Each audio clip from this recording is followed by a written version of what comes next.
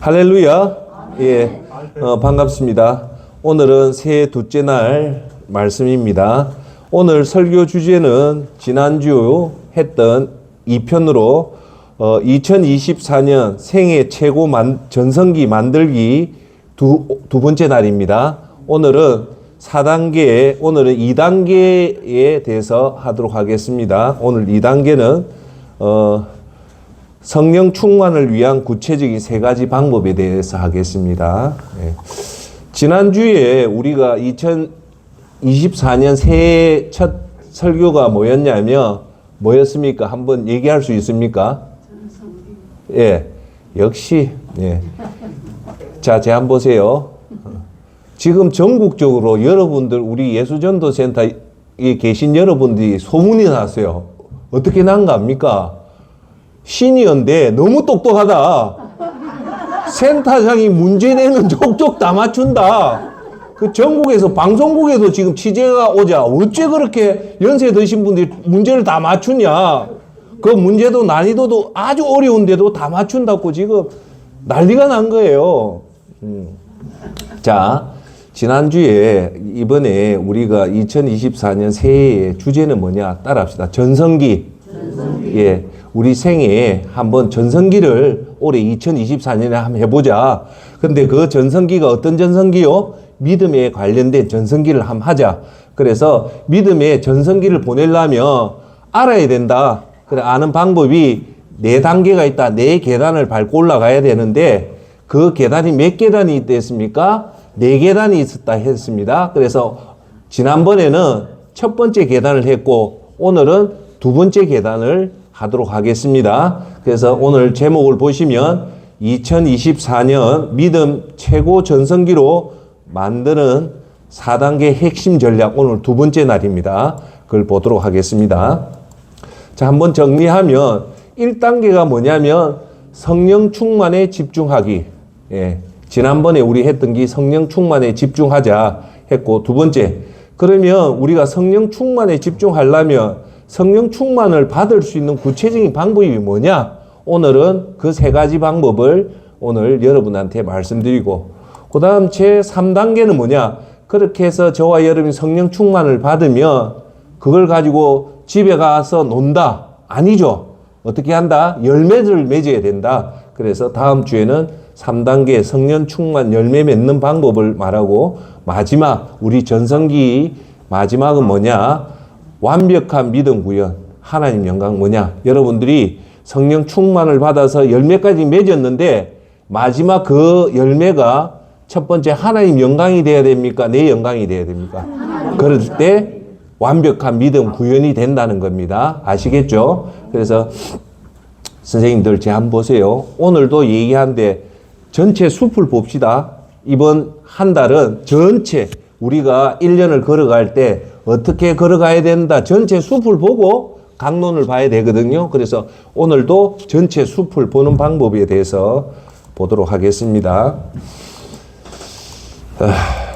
자, 지난주에 우리가 핵심은 뭐냐? 성령님이라고 했고요. 그 다음 성령 충만에 대해서 우리가 얘기를 했는데, 자, 존경하는 여러분, 성령 충만이 뭡니까? 하면 이게 조금 난해한 질문이에요. 난해한. 어려운 질문이다. 그러면 성령 충만이 뭐냐면 오늘 지금부터 보는 뜻을 잘 이해하시면 됩니다. 우리가 2024년의 핵심 키워드는 믿음의 전성기를 구사하려면 여러분 힘으로는 안 되고 성령님의 도움을 받아야 되는데 그걸 구체적으로 얘기하면 따라합시다. 크게 한번 합시다. 성령 충만. 자, 그럼 성령 충만이 무슨 말인가? 여러분, 이 개념 파악이 상당히 중요합니다. 개념을 모르면 아무것도 못해요. 개념을 정확하게 아는 사람이 정확한 그 개념에 따라서 우리가 행동을 할 수 있거든요. 그래서 오늘 성령 충만은 뭐냐? 성령님이 당신을 온전히 지배하도록. 누가 지배한다? 여러분 자신이 지배하는 것이 아니라 성령님이 여러분들을 온전하게 지배할 수 있도록 자신을 성령님으로 충만하게 가득 채우는 것이 성령 충만입니다. 아시겠죠? 우리 속에 빈 마음이 아니라 성령님이 충만해서 성령님이 가득 차면 우리 자신을 누가 지배한다고요? 성령님이 지배할 수 있는 것이 우리 큰 소리 한번 해봅시다. 성령 충만. 그겁니다. 예. 성령 충만하면 누가 누구를 지배합니까? 성령님이 우리를 지배한다. 그렇게 될 때 우리가 올 2024년의 이 새해는 정말로 우리가 생애 최고의 전성기를 보낸다는 겁니다. 할렐루야. 자, 오늘은 그러면 성령 충만해지는 방법이 구체적으로 어떻게 해야지 우리가 성령 충만을 받을 수 있는가? 자, 질문해 볼게요. 성령 충만 받을 수 있는 세 가지 방법 아시는 분? 이거는 제가 2023년도에 계속적으로 여러분한테 얘기를 했습니다. 이거 대답 못하면 방송국 취재 오지 말아야 되겠다. 예. 이거는 너무너무 중요한데, 자, 여러분, 이게 왜 중요하냐면, 여러분 성령 충만함 받고 싶죠? 받고 싶습니까? 인상 보니까 성령 충만 받을 마음이 없는 분도 있는 것 같은데, 성령 충만 받아야 됩니다. 예. 자, 그렇게 하려면 어떻게 해야 되냐면, 첫째가 예배입니다. 우리 속에 성령이 충만할 첫째 예배를 드려야 되고요. 두 번째가 하나님 말씀으로 우리가 채워야 돼요. 세 번째가 뭐냐? 기도입니다. 이것이 사실 우리 믿음 생활의 초핵심이에요. 할렐루야. 한번 크게 해볼까요? 예배, 말씀, 기도. 자, 여러분, 이거 없이는 우리가 믿음 생활 할 수 있을까요? 없을까요? 없죠. 그러니까 이 세 가지에 우리가 집중하면 우리 속에 성령님이 가득 차서 우리를 지배할 수 있다는 겁니다. 할렐루야. 예. 자, 그러면 이제 각 강론부터 들어갈게요. 자, 우리가 예배에 말씀, 기도를 하면 우리가 성령의 충만함을 받죠. 그러면 자, 보세요. 외계넘 센터장이 여러분한테 성령 충만을 받아야만이 믿음의 전성기를 구가할 수 있냐 얘기는 뭐냐면 여기 답이 나와 있죠. 뭐라고 나와 있습니까? 성령 충만하면요, 우리 힘이 정폭되고 폭발하는 힘을 가져요. 무슨 말인가 알겠죠? 예. 자신의 힘에 의해서 여러분 믿음 생활 하는 사람을 저는 우등생이라 봐요. 여러분 노력으로 새벽 기도 다니고 노력으로 성경 읽고 노력으로 기도하는 거는 점수로 치면 우등생이다. 참 잘한다. 예. 그런데 성령님에 의지하는 사람이 있어요. 우리가 성령 충만함을 받으면 우리가 우등생이 되는 게 아니고 예수님의 제자가 돼요. 그럴 때 파워풀한 능력이 생겨요. 자, 한번 영어로 한번 해봅시다. 파워풀한 능력. 그러면 여러분들 개념 파악이 중요해서 한 번 더 내가 설명할게요. 잘 들어보십시오.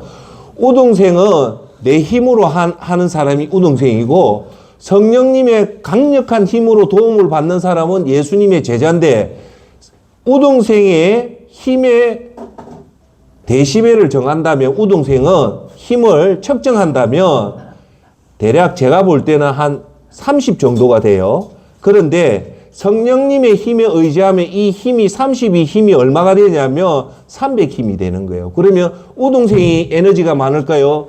성령님에 의해서 가는 에너지가 많을까요? 그렇죠. 그러면 여러분들이 우등생은 자기가 막 애를 쓰고 하는데 우리가 성령 충만하면 수월하게 300의 힘이 나온단 말입니다. 할렐루야. 그걸 이해를 하셔야 돼요. 그러니까 성령님의 힘에 의지 안 하면 우리가 막 노력을 해야 돼요. 그 노력을 해가지고 하는데, 자, 오늘 여기서 중요한 거, 그러면 센터장이 왜 우리가 성령 충만함을 받아야 됩니까? 왜 우리가 예배 드리고, 왜 우리가 하나님의 말씀을 보고, 왜 우리가 1시간 이상 기도하는 이유가 뭘까? 그걸로 끝나는 게 아니에요. 그렇게 하는 이유가 뭘까요? 우리가 에너지, 성령의 충만함을 받고 하면 우등생은 이렇게 되면 그 다음 단계가 있어요. 다음 주에 하는 그 열매인데 그게 뭐냐면 이 힘을 가지고 전도하고 선교하고 구제하고 사람을 섬기고 그 다음 제 겸손해지기 위해서 이걸 하는 거예요. 이것으로 끝나는 것이 아니다. 이것으로 힘을 가지고 이 주체 못할 힘을 가지고 어떻게 해야 된다? 따라합시다. 전도. 이 힘을 전도에 쓰고 이 힘을 선교에 쓰고 이 힘을 구제에 쓰고 이 힘을 사람 섬기는 데 쓰고 이 힘을 겸손한 데 서기 위해서 이 에너지가 필요하단 말입니다. 이해되세요? 그러면 우동생 성령의 힘 없이 내 의지로 하면 이 단계까지는 못 가요. 여러분 전도는요. 여러분 힘으로 못합니다. 여러분 내가 얘기를 좀 할게요. 전도지 들고 노방전도 나가면요. 여러분 내 힘으로는요. 10명한테도 전도지 못 줘요. 이게 영적인 힘이기 때문에. 그런데 우리가 예배를 잘하고 말씀을 잘 읽고 기도해서 성령이 충만함을 받으면 세상에 나와서 전도지를 주면 100명한테도 줄 수 있어요. 그 힘에 제가 설명하는 거는 내 힘으로 하는 거하고 성령의 도움으로 하는 거하고는 천지의 힘의 차이가 있다는 것을 여러분한테 설명하자고 하는 거예요. 할렐루야.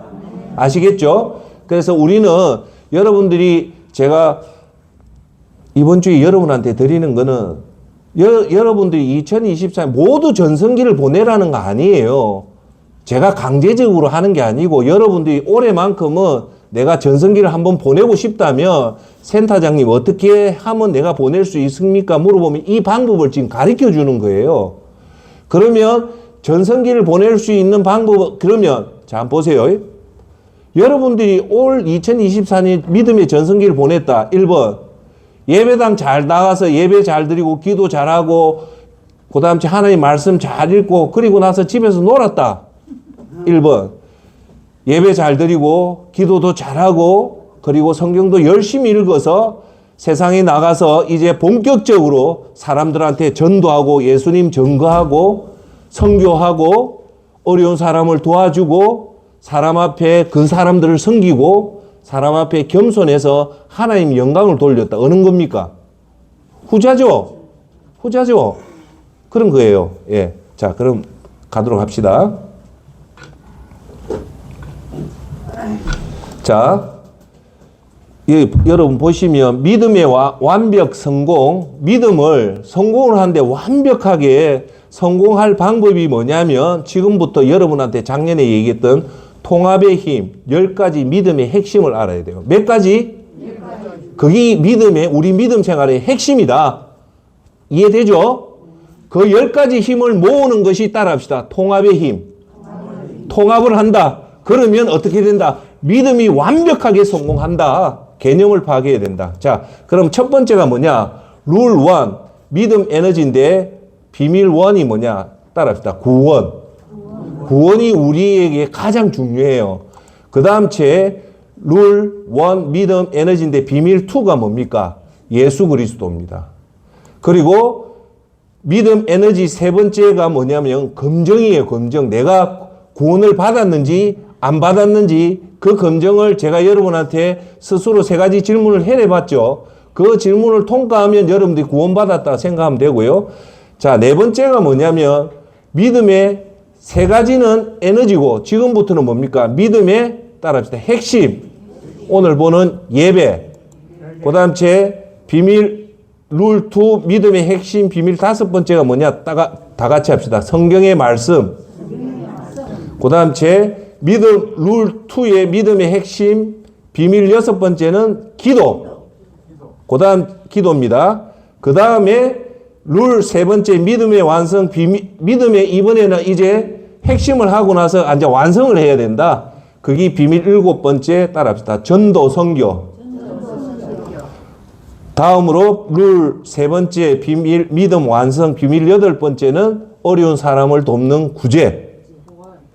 그리고 룰 3 믿음 완성 비밀 9번째는 뭡니까? 성김과 겸손. 마지막 믿음 완성 비밀 10번째는 뭐다? 하나님의 영광. 자, 우리가 믿음의 핵심은 총 10가지가 있다. 한번 따라합시다. 구원, 예수 그리스도, 구원 검증, 예배, 말씀, 기도. 이게 믿음의 핵심이고 이걸 통해서 믿음의 완성은 전도, 선교, 구제, 따라합시다. 구제. 섬김과 겸손. 하나님의 영광. 이 10가지를 여러분 머릿속에 딱 두고 믿음 생활을 하면 완벽하게 믿음에 성공을 합니다. 할렐루야. 그래서 오늘 제가 말씀드리는 거는 뭐냐면 여기 빨간 줄로 되어 있는 게 뭡니까? 다시 한 번 더 보여드릴게요. 자, 오늘 말씀은 믿음의 핵심 3가지를 얘기합니다. 네 번째가 예배, 말씀, 기도, 그걸 통해서 오늘 말씀을 드리도록 하겠습니다. 죄송합니다. 예배, 말씀, 기도. 예. 이것이 뭐라고 했습니까? 성령 충만함을 받을 수 있는 방법은 이 3가지밖에 없다. 자, 성령 충만할 수 있는 방법, 나가서 노래방 가서 노래 부른다. 땡 하이소이? 예? 노래방 가서 노래한다. 헬스장 가서 운동한다. 쇼핑센터 가서 쇼핑한다. 친구들과 대화한다. 예배당 가서 예배 드린다. 그렇죠. 성경을 읽는다. 하나님 앞에 기도 드린다. 이 3가지가, 이 3가지밖에 없어요. 우리 성령의 충만함을 받을 수 있는 방법은. 아시겠죠? 자, 이제부터 첫 번째 예배에 대해서 여러분한테 말씀을 드리도록 하겠습니다. 예. 자, 먼저 저를 앉아 삐쳐주소. 네.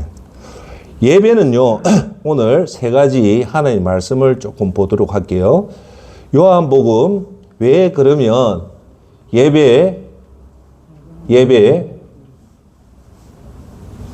하나님 말씀, 기도가 이 3가지 핵심이 됐죠. 자, 이 3가지를 하면 우리가 성령 충만을 받죠. 그러면 여러분의 드는 힘이 정폭이 됩니다. 폭발을 한다. 그러면 이 힘이 내 힘보다 월등한 힘이 우리를 이끌어 나가기 때문에 이걸로 전도도 할 수 있고 선교도 할 수도 있고 구제도 할 수도 있고 섬길 수도 있고 겸손할 수도 있어서 하나님 영광이 된다. 정폭이 된다. 그래서 우리는 반드시 성령 충만함을 받아야 된다라고 얘기했잖아요. 그러면 예배, 말씀, 기도 3가지 중에 뭐가 중요하냐면 3가지 다 똑같이 중요합니다. 다 그 역할이 있어요. 다 역할이 있어요. 그러니까 예배만 드려도 안 되고 하나님 말씀만 읽어도 안 되고 하나님 앞에 기도만 드려도 안 된다. 우리가 성령 충만을 받으려면 균형을 잡아야 되는데 그 균형이 예배의 균형, 말씀의 균형, 기도의 균형을 꼭 잡아야 된다. 예. 그러면 오늘 첫 번째 그 순서는 중요해요. 다 3가지가 다 중요한데 따라합시다. 순서는 중요하다. 순서는 첫 번째 예배, 따라합시다. 예배. 두 번째가 말씀, 최종 단계가 기도예요. 이 순서는 중요해요. 기도가 먼저 되고 예배가 그 다음 나오고 말씀이 나오면 안 되고 제일 첫 번째 스텝은 예배, 두 번째는 말씀, 세 번째 예배와 말씀을 통해 최종 기도를 통해서 에너지를 받는 거예요. 할렐루야. 아시겠어요? 예. 자, 그러면 예배가 왜 중요한가 한 번 더 오늘 간단하게만 터치하고 갈게요. 왜 중요하냐면 요한복음 4장 23절에 이런 말이 나와요. 이제 참되게 예배하는 사람들이 영과 진리로 하나님께 예배 드릴 때가 오는데 지금이 바로 그때다. 아버지께서는 이렇게 예배 드리는 사람을 찾고 계신다. 여기서 핵심은 뭡니까? 하나님은 예수님이 지금 말하는 거거든요. 요한복음에 예수님은 하나님을 하나님이라 부릅니까? 아버지라 부릅니까? 맞습니다. 여러분 성경을 자세히 읽어보면 신약의 예수님이 얘기할 때 하나님이라 얘기를 안 해요. 전부 다 아버지라 얘기해요. 그래서 여러분들도 기도하실 때 하나님보다는 하나님 아버지라고 얘기하는 게 훨씬 더 중요합니다. 근데 아버지는 누구를 찾는다? 예배하는 자를 찾는다는 거예요. 할렐루야. 그만치 예배가 중요한데, 자, 이 말을 했던 때가 뭐냐면 예수님이 대낮에 수가성이라는 곳에 들어가서 6 남자하고 결혼을 했던 이 여자가 창피해서 대낮에 물도로 운물가에 혼자 와요. 그때 예수님이 이 여자 대화하는 거 아시죠? 그래서 예수님이 뭐라 하냐면 이제는 예배가 달라진다라고 얘기를 해요. 예수님 오기 전에는 예배가 성전 중심의 예배가 됐단 말입니다. 대제사장이 죄를 사하했는데 예수님이 십자가에 돌아가시는 사건을 통해서 극적인 변화가 일어나요. 거기 무슨 변화가 있냐? 성전에서 드리는 예배가 완전히 없어지고 이제 어느 곳에라도 예수님을 믿는 사람들이 모여서 그 교회를 이루며 그 교회에서 예배를 드릴 수 있다는 겁니다. 할렐루야. 자, 이건 중요해서 얘기 드릴게요. 예수님이 오시기 전에는 우리가 예배 드릴 장소는 딱 한 군데밖에 없었어요. 거기 성전이고 회당밖에 없었어요. 그런데 이제 예수님이 오고 나서는 장소의 개념이 완전히 무너져 버린 거예요. 자, 이걸 이해하기 위해서는 이걸 알아야 돼요. 우리가 지금 말하는 수용로 교회, 무슨 교회는 사실은 교회가 아니고 예배당이에요. 교회는 뭐냐? 우리 예수님 믿는 사람들이 모인 그곳이 예배가 교회예요. 그럼 우리가 모여서 검정산에 가면 거기가 교회입니다. 우리가 말한, 그러니까 쉽게 말해서 수용로 교회라는 이름은 잘못됐어요. 정확하게 얘기하면 수용로 예배당입니다. 할렐루야. 교회는 우리가 모인 이곳이요. 예수전도 이 센터는 교회가 아니고 예배당이에요. 예배당. 우리가 예배 드릴 수 있는 그 공간이. 그래서 이 중요해서 얘기할게요. 이게 왜 중요하냐면 예수님이 오고 나서는 이제 우리가 어떤 장소나 거기 아무 관련이 없어요. 집에 모여도 되고 지하실에 모여도 되고 산에 가도 되고 배에 타도 돼요. 왜? 우리 성전인 우리들만 모이면 그게 그 자체가 예배가 된단 말입니다. 교회가 되기 때문에 그것을 하나님 찾는데 이렇게 모였는데 하나님은 뭘 중심으로 보냐면 이렇게 영과 진리로 예배 드리는 사람이 찾는다는 거예요. 뭐와 뭐? 그렇죠. 영이 뭐냐? 성령님과 진리인 예수님에 의해서 중심되는 그런 사람을 지금 찾고 있기 때문에 이 예배가 중요하다는 겁니다. 할렐루야. 이해되세요? 이해되시죠? 그래서 하나님 그 찾고 있는데 우리는 그러면 오늘 우리가 예배 드릴 때는 어떻게 예배를 드리냐면 성령님이 기뻐하는 예배, 예수님이 기뻐하는 예배가 되어야 됩니다. 할렐루야. 자, 두 번째는 로마서 12장 1절. 그러므로 형제들이여 내가 하나님의 자비하심으로 여러분에게 권합니다. 여러분의 몸을 하나님께서 기뻐하시는 거룩한 산 제물로 드리십시오. 이것이 여러분이 드릴 영적 예배입니다라고 얘기해요. 하나님은 영적 예배를 하는데 우리가 어떤 자세로 하나님 앞에 드려야 되냐면 산 제물로 드리는데 우리 몸을 하나님이 기뻐하는 거룩한 산제사로 드리라는 거예요. 자, 그러면 여러분이 제사를 드릴 때 제물이 있잖아요. 제물, 양의 제물이 있듯이 오늘 여러분이 예배에 참석할 때 오늘 이 뜻은 아셔야 돼요. 여러분 몸이 거룩한 산 제물로 드린다는 말씀이 무슨 말입니까? 예? 오늘 예배 드리러 올 때 여러분 자체가 어린 양처럼 순결한 마음으로 놓아야 되는데 여기서 가장 중요한 거는 회개된 상태에서 놓으셔야 되는 거예요. 그래서 우리가 예배하기 전에 우리 몸을 소지할 수 있는 방법이 뭡니까? 철저하게 회개를 해서 우리 속이 소재된 상태가 무슨 말이냐면 거룩한 산제물이 되는 거예요. 그래서 사실 여러분 예배당에 와서 예배하기 전에 여러분들이 기도할 때 제일 중요한 기도가 뭘까요? 회개 기도입니다. 그래서 하나님, 제가 어제 동안 지었던 죄가 있다면 이걸 성령의 힘으로 깨끗하게 씻어 주십시오라고 그런 상태가 하나님이 기뻐하는 산제물이 된다는 겁니다. 아시겠죠? 자, 그러면 우리가 예배 드리는 것은 첫째, 하나님이 그 예배하는 자를 찾는다. 어떤 자를 찾는다? 그냥 하는 게 아니고 성령의 힘과 예수님이 중심된 그런 예배자를 지금 찾고 있고, 그런 여러분들이 왔을 때 회개를 철저하게 해서 하나님 앞에 거룩한 산제사가 되는 그 순간에 하나님 그 예배자에게 복을 주는 겁니다. 할렐루야. 그냥 막 놓고 그냥 옷만 깨끗하게 입고 루즈 바르고 화장해서 오는 게 아니란 말입니다. 옷도 중요하고 화장도 중요해요. 예. 그렇게 해서 노는 겁니다. 자, 다음에 제가 얘기하는 말씀을 꼭 들으십시오. 사람은 어디든지 장소가 중요해요. 장소. 예. 자, 우리 사람이 오늘 반드시 있어야 될 세 가지 장소가 있어요. 우리가 이 땅에 살면서, 선생님, 사모님 전화를 할까? 그분 어디 있어? 하면 반드시 여러분은 이 세 군데 중에 한 군데는 있어야 돼요. 그 첫 번째가 어디냐면 여러분 보시는 가정입니다. 우리가 있어야 될 첫 번째 장소는 가정이에요. 두 번째 장소가 어디냐? 예배당입니다. 교회입니다. 세 번째가 어디냐? 직장이에요. 여러분 일터예요. 우리 사람이 있어야 될 곳은 딱 전화하면 집에 있다. 예배당에 있다. 지금 회사에 있다. 일하고 있다. 이렇게 놓아야 돼요. 할렐루야. 그 중에서 우리가 가정 다음으로 중요한 곳이 어디냐면 이 예배당이에요. 여러분들이 시간 나면 어떻게 해서든 예배당 놓아서 예배드리고 기도하고 말씀하는 그 장소가 중요해요. 근데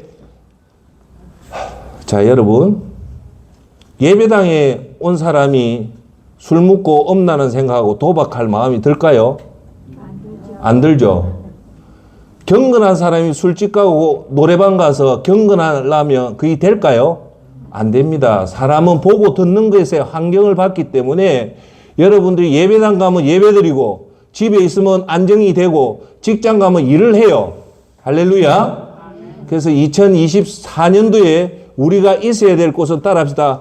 가정, 예배당, 직장. 이 세 군데 말고는 가서도 되는 게 아니에요. 왜? 그곳에 있을 때 우리가 하나님의 영광을 드러낼 수 있기 때문에 그런 겁니다. 할렐루야.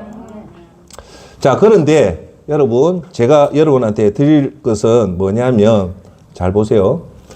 2024년을 전성기로 보내고 싶잖아요. 믿음의 전성기를 보내려면, 자, 제가 던지는 질문은 지금 세상에서 성공을 할 수 있는 방법을 두 가지로 제시를 합니다.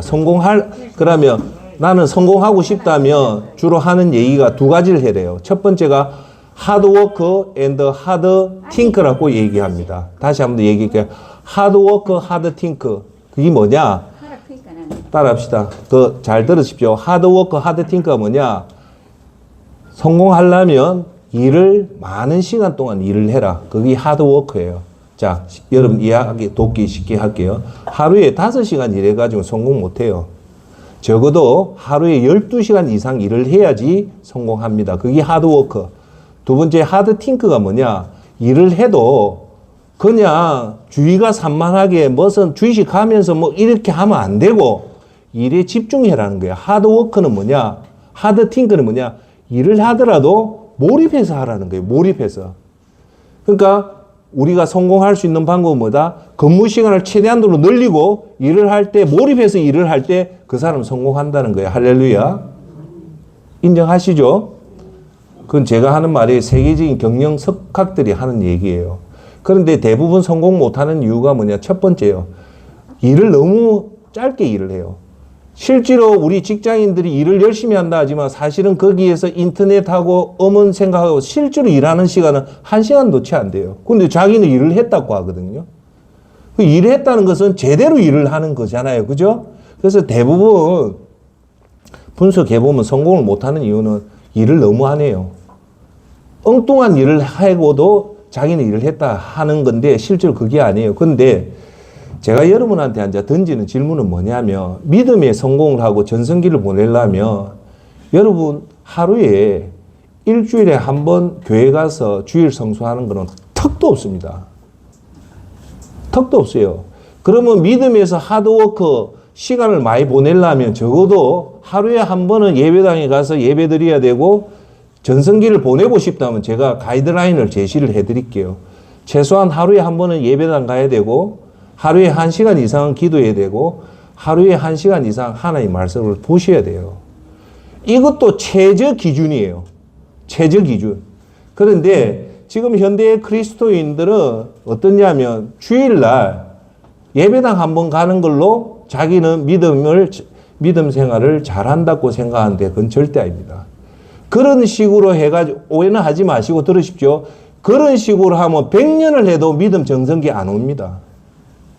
적어도 죽었다 각오하고 하루에 적어도 5시간 이상 하나님 앞에 시간을 드릴 때 그게 믿음의 전성기가 옵니다. 할렐루야. 제가 하는 얘기는 여러분 시간에 어리버리 일주일에 1시간, 일주일에 172시간 중에 1시간 정도 드리고는 안 된다는 거예요. 최소한도로 여러분들이 해야 될 그거는 뭐냐면 최소한 3시간은 해야 된다. 예. 자, 그래서 제가 얘기를 한번 드려볼게요. 그 사람이 영어를 잘하는지 못하는지를 뭘로 하냐면 토플, 그때 얘기해 토플 점수로 그 사람을 측정해요. 거의 900점 만점에 보통 800점 이상이 되면 영어를 잘한대요. 그런데 500점 하면 영어를 못한다 보거든요. 그러면 믿음도 제가 하나를 만들었어요. 측정을 해야 돼요. 하루에 100점이라고 나누면 어떻게 하면 여러분 100점이 되냐면요. 제가 여러분한테 제시할게요. 하루에 오늘 예배를 제대로 참석하면 50점을 줘요. 몇 점요? 50점. 그리고 오늘 전도를 제대로 한 사람 앞에 10분 이상 제대로 해주면 그것도 50점이에요. 그러면 오늘 여러분들이 예배 제대로 드렸다면 최소한 몇 점은 받습니까? 50점 받죠. 거기다 오늘 사람한테 10분 동안 전도를 했다. 그럼 몇 점? 그러면 100점이에요. 그러면 100점 받는 거예요. 오늘 정말 제대로 하루를 보낸 거예요. 자, 그 다음에 우리가 믿음 생활할 때 3가지가 있댔죠. 첫째 예배, 2번째 말씀, 3번째 기도를 했죠. 자, 제가 제 자신한테 매기는 채점 점수예요. 하루에 1시간 기도하기 쉽습니까? 어렵습니까? 어렵죠. 하루에 1시간 기도하면 제가 주는 점수가 몇 점이에요? 10점입니다. 그리고 하루에 1시간 성경 읽기 쉽습니까? 어렵습니까? 되게 어려워요. 그렇게 하루에 1시간 성경 읽어도 10점이에요. 자, 그러면 제가 얘기할게요. 오늘 내가 예배 참석 안 하고 전도 안 하고 기도 1시간 하고 성경 1시간 읽었다면 일반적인 사람 볼 때 이 사람 엄청 믿음 생활 잘한다고 보이잖아요. 왜요? 하루에 1시간 기도하고 하루에 1시간 성경 봤다면 이런 사람이 거의 없어요. 없죠. 그렇죠? 그런데 이 사람은 사실은 몇 점입니까? 20점밖에 안 돼요. 20점밖에 안 되는데 자기는 엄청나게 잘 됐다고 생각하는 거예요. 자, 그러면 여러분들이 최소한 1시간 기도 안 하고 1시간 말씀 안 읽어도 50점 이상 받을 수 있는 방법이 2가지밖에 없어요. 하나는 예배고 하나가 전도예요. 그러면 여러분들이 힘의 가중치를 둔다면 어느 것이 더 중요합니까? 예배가 중요하고 전도가 중요하다는 거예요. 자, 그런데 여러분, 전도는요, 예배와 기도와 말씀으로 성령 충만 안 하면 전도 절대 못 합니다. 그러면 여러분들이 할 수 있는 제일 좋은 방법은 예배밖에 없습니다. 할렐루야! 아멘. 여러분들 하루에 1시간 기도 안 하고 하루에 1시간 성경 안 읽어도 여러분 한번 오늘 예배에 참석하면 몇 점? 50점입니다. 50점. 그러니까 1시간 기도, 1시간 말씀 읽는 것보다 점수가 2배나 많은 점수를 받는 거예요. 할렐루야. 아멘. 그렇게 해서 여러분 365일 계산을 돼서 평균치를 내놓으면요. 제가 여러분 측정해보면 대부분 사람 50점도 못 받아요. 그런데 자기는 믿음 생활 아주 잘했다고 생각하거든요. 그 착각을 하는 거예요. 제 말 뜻 아시겠어요? 아시겠어요? 그런데 오늘 제가 이 설교하는 것은 모든 사람한테 해당되는 게 아니에요. 내가 올해 진짜 믿음의 전성기 진짜 제대로 믿음 생활을 잘 보내고 싶다면 잘 보내는 방법이 최대한 시간을 많이 들여야 된다는 겁니다. 자, 그러면 여러분 제가 질문 하나 할게요. 차분하게 좀 깔아앉히고요. 질문 하나 할게요. 여러분 365일 평균 점수가 50점 이상 놀라면 최고 쉽게 할 수 있는 방법이 뭘까요? 정답은 예배를 365일 하루도 안 빠지고 드리면 됩니다. 자, 그러면 하루도 안 빠지고 하나님 앞에 새벽 기도 예배 나갈 수 있는 방법은 딱 하나밖에 없습니다. 따라합시다. 새벽 예배. 새벽 예배를 나가면 여러분들 새벽 예배 나가고 성경 안 읽고 기도 안 읽어도 최소한 50점을 받아요. 그런데 새벽 예배 안 드리고 여러분들이 하루에 1시간 기도하고 하루에 성경 읽어도 최소한 50점 절대 안 나옵니다. 그러면 센터장님 전도하면 되잖아요. 근데 저는 전도를 아주 막 어떤 사람보다 열심히 한 사람입니다. 잘 알아요. 여러분 성경 안 읽고 기도 안 하고 전도지 들고 나가라면 절대 못 나갑니다. 간이 떨려서 못 나가요. 저도 부산에 부전역에서 내려서 서면역까지 쫙 가고 서면역에서 롯데백화점 돌고 다시 타고 주황동역에 내려서 주황동에서 자갈치까지 가고 자갈치에서 다시 용두산 공원 가고 내려오면 딱 3시간 걸려요. 그러면 대략 180명한테 전도지를 줘요. 저도요. 처음부터 한 50명 줄 때는 저도 영이 눌려서 이 주기가 힘들어요. 그러니까 그때는 그냥 줘요. 그냥 줍니다. 그냥 아무 소리 안 하고. 그러다가 한 20명, 30명 딱 주기 시작하면 그때 이제 입이 열려요. 그때 어떻게 해요? 안녕하세요. 안녕하세요. 안녕하세요. 이렇게만 해요. 그러다가 50명쯤 되면요. 그때서 이제 또 입이 조금 열려요. 예수님 믿으세요? 예수님 믿으세요? 이렇게 놔요. 처음부터요. 전도지 들고 예수님 믿으세요? 절대 안 놉니다. 절대 안 놔요. 하나님 제일 기뻐하는 것은 전도와 선교입니다. 할렐루야. 예.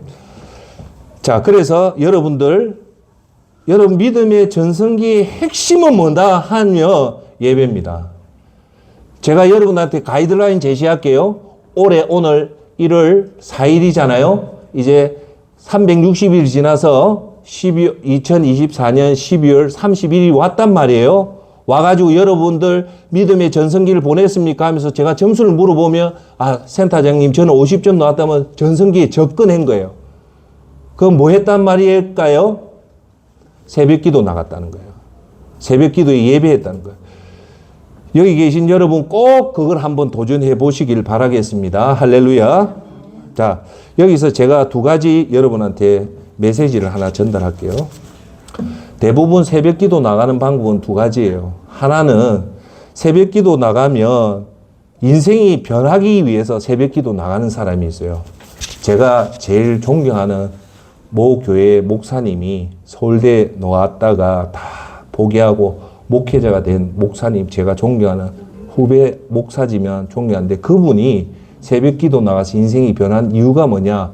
새벽기도 나가면 인생이 변한대서 그 소리 듣고 나갔는데 진짜 인생이 변한 거예요. 그래서 지금도 새벽기도 나가는, 인생이 변하고 싶어서 새벽기도 나가는 사람이 있고, 2번째 하수동 센터장은 인생이 변하려고 새벽기도 나간 게 아니고 절박했기 때문에 갔어요. 제가 새벽기도를 사실은 1990년도부터 나갔는데 본격적으로 나간 게 2000년도부터 나갔어요. 그러니까 지금으로 치면 횟수로 치면 한 25년째죠. 근데 25년 전부터 제가 새벽기도 나간 거는 변하려고 나간 게 아니고 그때 제가 30대 중반부터 되면서 사는 게 너무 힘들더라고요. 뭐가 힘드냐? 제 힘으로는 도저히 처와 자식을 건사할 힘이 없어요. 세상이 너무 강하니까. 능력은 없는데 학교는 보내야 되고 집사람을 챙겨야 되는데 내 실력으로는 도저히 챙길 수가 없는 거예요. 그때 내가 하나님한테 새벽기도 나가가 하나님한테 부탁을 했어요. 하나님, 나는 직장 다니는데도 너무너무 막강한 선배들, 막강한 후배들인데 내 그 틈바구니에 살아남을 힘이 없습니다. 솔직히 내가 보니까. 능력이 없는데 이거 어찌합니까? 내가 새벽기도 나가서 하나님 손을 붙잡았어요. 붙잡은 것이 지금 25년 오면서 하나님이 그 새벽기도에 내 나가는 걸 보고 이 불쌍히 여겨서 하나님이 제 인생길을 열어주시더라고요. 그래서 제 이력서를 보면 되게 화려해요. 그런데 그 화려한 이면에 뭐가 있었냐? 그거는 내가 잘나서 한 게, 그 이력이 만든 게 아무것도 없습니다. 하나님 그 이력을 만들어 주더라고요. 그 이력서 보면 정말 화려해져. 그런데 사람들은 내가 능력이 있다고 하지만 하수동 센터장에 사실 내 속에 간증을 하면 내 능력 하나도 없습니다. 하나님이 그 길을 다 만들어 주더라고요. 그래서 다행스럽고 40대의 그 고난을 무사히 넘기고 50대부터 삶이 풀려서 이렇게 온 것은 모두 하나님 은혜입니다. 지금도 하수동 센터장은 내 자신한테 얘기를 합니다. 네가 능력 없어서 못하는 건 내 이해한다. 네가 능력 없는데 어쩌노. 능력 없는 놈이 어째 능력 있는 책을 하겠노? 나는 내 자신을 알기 때문에 네 능력 없는 거 안다. 그런데 제가 제 자신한테 약속한 게 딱 있어요. 네 능력 없는 건 이해한데 네가 할 수 있는 일은 해라. 제가 내 자신한테 질문을 던진 게 그거예요. 네 할 수 있는 일을 해라. 그게 뭔가 합니까? 새벽에 일어나서 교회 가서 예배드리라. 그렇게 했음에도 불구하고 네가 못한다면 나는 내 자신을 인정하겠다는 거예요. 그래서 그 새벽마다 나간 것은 사실 지금 고백하면 절박해서 그래요. 너무너무 절박했기 때문에 하나님 이 대한민국 세상에서 내가 살기 위해서는 하나님 손을 붙잡을 수밖에 없습니다. 절박하게 나가니까 하나님이 길을 열어주십니다. 할렐루야. 저는 지금도 일기를 쓰지, 제 얘기를 해서 죄송합니다. 제가 간증을, 제 일기를 보면요. 내 삶의 전성기는 뭐하고 딱 일치합니다. 딱 일치해요. 그게 뭔가 합니까? 새벽 기도 나간 때하고 내 삶의 전성기랑 그대로 일치합니다. 내 삶이요, 힘들고 어려울 때는 새벽 기도를 떠났을 때는 내 삶이 힘들어졌어요. 그러니까 어쩔 수 없이 저는 내 처와 내 자식을 위해서는 이 새벽 기도 나갈 수밖에 없어요. 그러니까 우리 처는 그래요. 참 당신 너무 참 다른 건 몰라도 당신 참 대단하다. 새벽에 어떻게 이렇게 새벽에 하루도 안 빠지고 새벽 기도를 나가냐 하면 내가 그래요. 사실은 절박해서 그렇다. 절박해서 그렇다.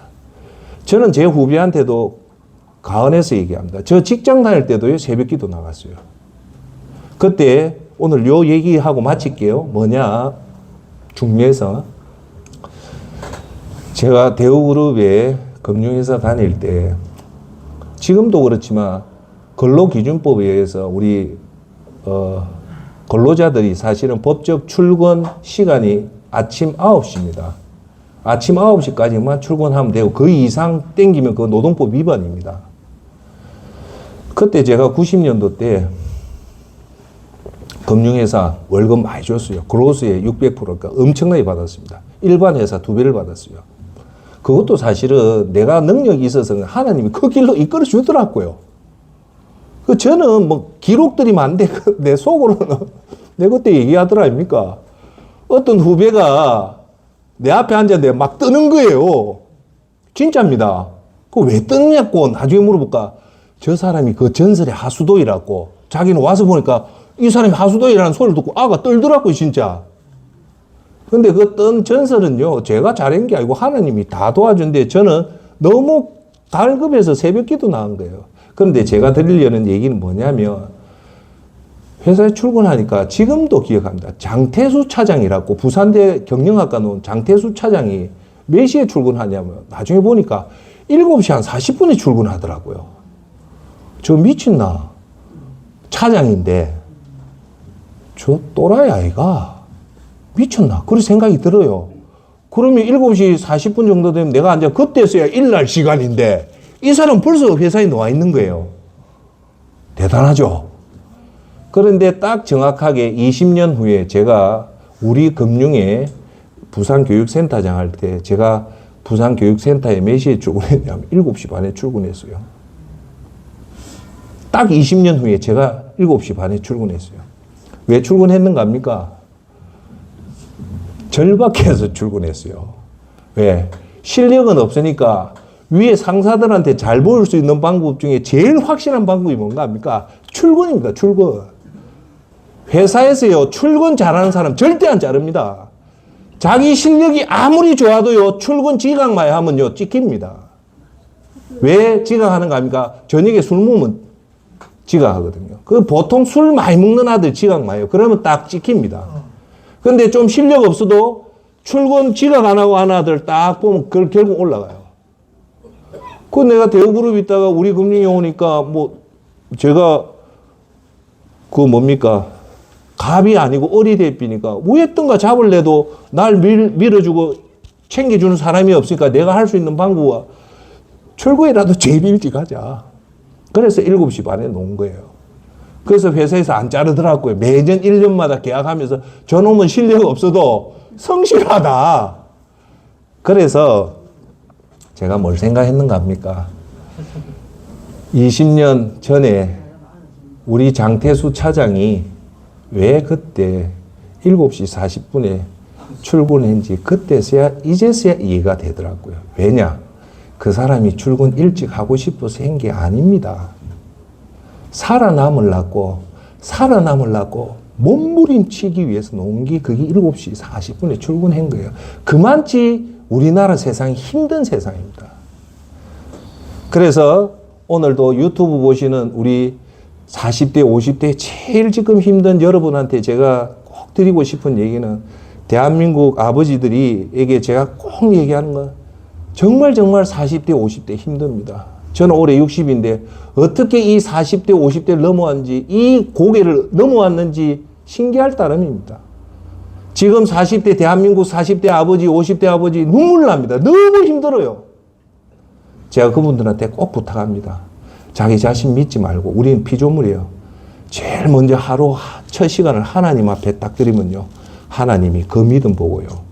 그 막혔던 문을 다 열어줍니다. 할렐루야. 누가 그럴 거예요? 직장 출근하는데 어떻게 새벽기도? 아닙니다. 더 새벽기도 7시 반에 출근한 이유가 뭐냐? 새벽기도 갔다 오자마자 옷 갈아입고 밥 먹고 노니까 충분하게 회사 출근하니까 하나님이 직장이 높은 분들이 그걸 인정을 해 주더라고요. 할렐루야. 자, 오늘 여기까지만 할게요. 제가 오늘 여러분한테 드리는 얘기가 뭐냐면 우리가 2023년에서 우리한테 가장 중요한 것은 돈 버는 것도 아니고 건강한 것도 아니고 그거는 다음 순서예요. 우리한테 올해 제일 중요한 거는 하나님을 기쁘게 하는 믿음 생활이 가장 중요해요. 그래서 그 믿음 생활 중에 최고 중요한 게 뭐냐? 우리가 전성기를 한번 맞이해보자.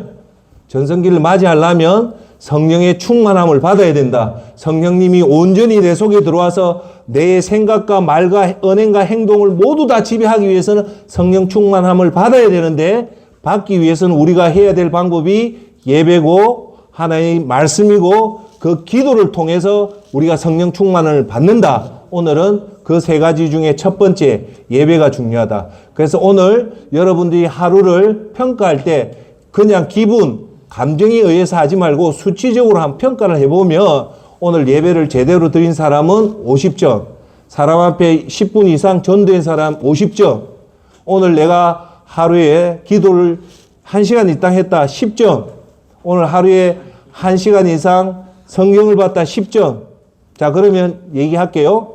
오늘 예배도 참석 안 하고 전도도 안 하고 성경도 안 읽고 그 다음 제 기도도 안 했다 몇 점? 빵점입니다. 그러면 내일 100점을 맞아도 평균 나도 50점밖에 안 됩니다. 그 말은 따라합시다. 꾸준하게 한결같이 그렇게 해야지 이 평균 점수가 가요.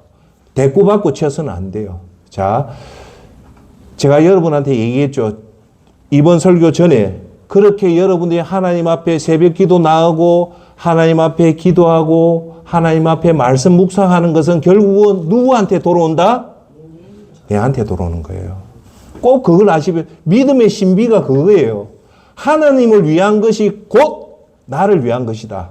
우리 다 같이 한번 해볼까요? 하나님을 위한 것, 곧 나를 위한 것이다.